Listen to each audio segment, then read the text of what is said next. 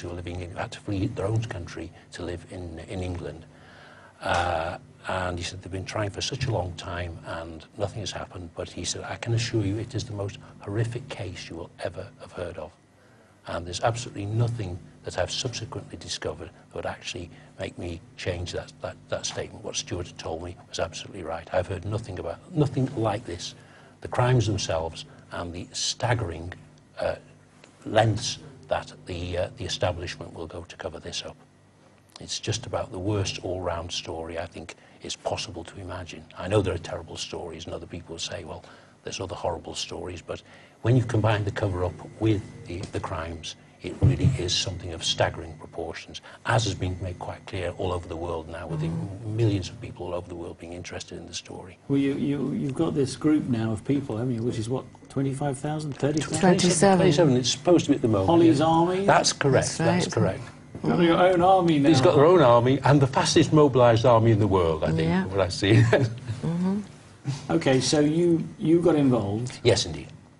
And I suppose it's always easier for a third party to stir things up than somebody who's been doing it themselves on their own. Yes, well, sometimes I think maybe I'm, you know, because I'm involved in it, you're maybe too close to it, you know, so you need sort of an objective mind to, you know, sort of guide you in the right direction, you know.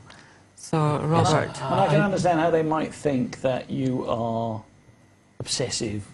Possibly, you know, obsessive compulsive. Well, yes.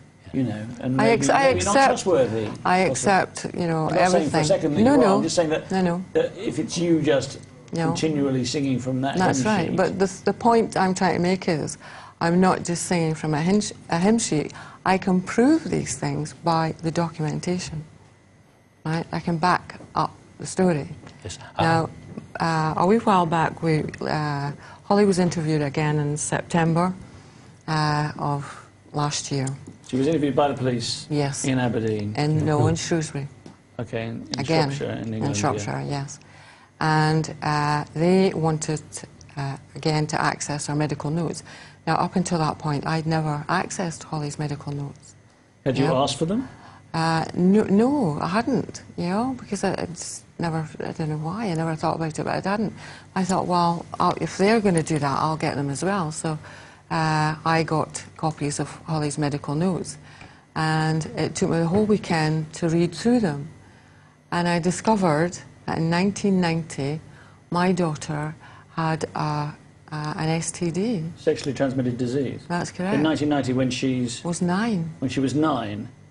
And who knew about this? A doctor at school. She was at a special school? That's correct. So the doctor at the special school... He was actually affiliated to the Sick Children's Hospital as well. But, you know, he came from the Sick Children's Hospital to the school for the children. So, right? So a doctor knew, when she was 9 years old, that she had a sexually transmitted disease. That's correct. And the school, this is a day school, is it? Yes. Not a boarding school? No, it was a day school. The school didn't inform you? Nope. And she was treated... That's right. Presumably with antibiotics or drugs of some kind. That's correct. She was treated. That's correct. During school time, but it was without your knowledge. That's correct. But it was reported to her And you have the evidence for this? Yes, it was reported to her headmaster, and it was also reported to our GP. And your GP knew? Yes. And he or she didn't say anything? That's correct. I think... I mean, it does really seriously beg a belief, doesn't it? It does, and I think this answers some of the questions that were put to me before we had the medical notes, Hollie's. When people were saying, well, you know, Anne's a mother, she's looking after Hollie, why wouldn't she suspect that she'd been interfered with in some way? And obviously, the point is that Anne did go to her doctors about problems of that type, and the doctor was saying, oh, well, you can treat her. I was going back and forth to the doctor, because Hollie was always complaining about her bottom being sore, you know. And every week, you know, there was sort of like a red mucus, you know, in her feces and stuff. And I was really getting, you know, very concerned about it, you know. So in Hollie's medical notes, it's, you know, every time I go to the doctor, you know, we're back again with the same problem, you know, Hollie complaining about her bottom, you know. Until eventually they took her into hospital and they said that she had a fissure. A fissure? Yes.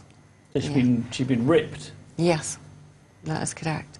Now, you know, at that point, you know, I really didn't know what a fisher was, you know, at that point, you know, and then I sort of realised, you know, sort of later on, but, you know, it's too late by then, you know, the thing had happened, so. But 2 years after that, right, in 4 years, was it, 1992? 1992. Yeah. Right, in our medical notes again, you know, there was... it was the same medical officer who has acted honourably, I must say. I've interviewed him, and he's acted very honourably on this one. He now lives in England. And, well, would you like to say, or would you like me to? No, you can carry Yes.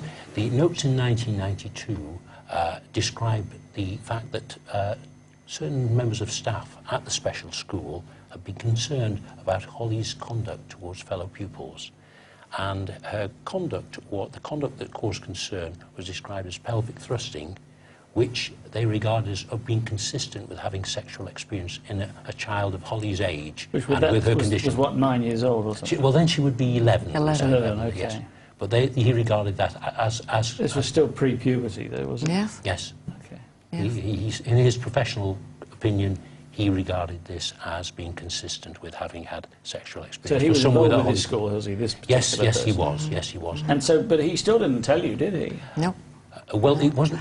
In fairness to the specialist, it wasn't his job to do so. It was his job to contact the GP and the head of the school. And the head of the school, So the head of the school was told, which he did, but they did nothing. He did and everything your correctly. GP, Yes?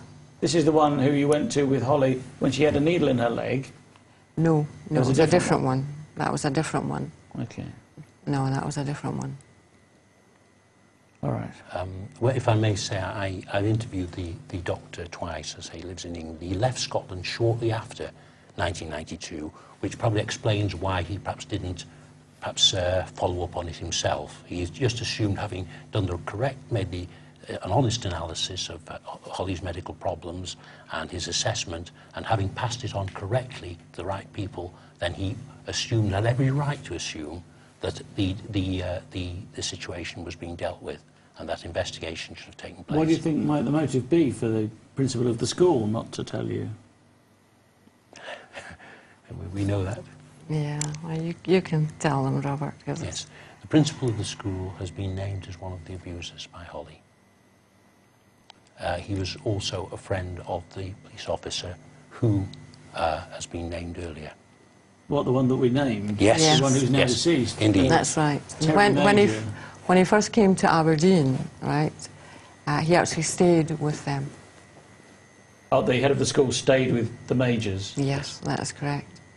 Okay. Yes, when he first came to Aberdeen, and then... And he was running a school for children Yes. like Hollie, Which, who That's were right. particularly vulnerable. Yes. and Okay, we're going to go for another break now. Once again, if you'd like to text in your questions or comments for Robert Green, Anne and Hollie Greig, please do so now. See you very soon.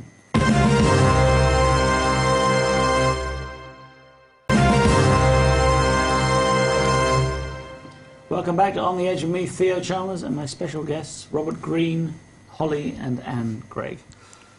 Okay, just before the break then, we were talking about Hollie's school. Oh, I should explain why Hollie's moved, so she's closer to me and can hear me better, because she has a hearing problem.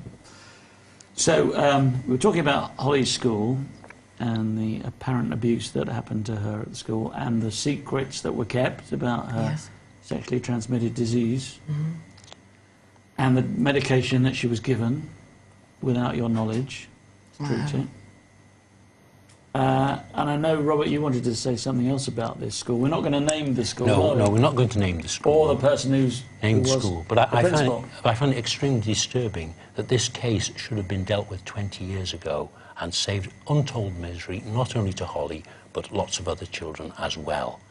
And I do want to say this as well, for people who are watching, that I have a duty, legally, if I have reason to believe that a crime has been committed, or a crime may continue to be committed, or committed in the future, I have a duty to come forward and bring that into the public You domain. mean you like anybody else? Like anybody else. You have no special... No special at all, but what I would say is any threats against me, legal or anything else, I think they are... I think it is far more important that I fulfil my duty to come forward on that, irrespective of any threats that are made against me from any quarter. So and I what will are you not shirk saying that about duty. this school, then? What I'm saying is the person who covered up the information, who is still there. So all those children, there's no reason to believe that those children who are there now are not at serious risk. So what you're saying is that the police need to investigate this school? Yes, they do. And yes, without any question at all. Which we can't name. Which we can't name.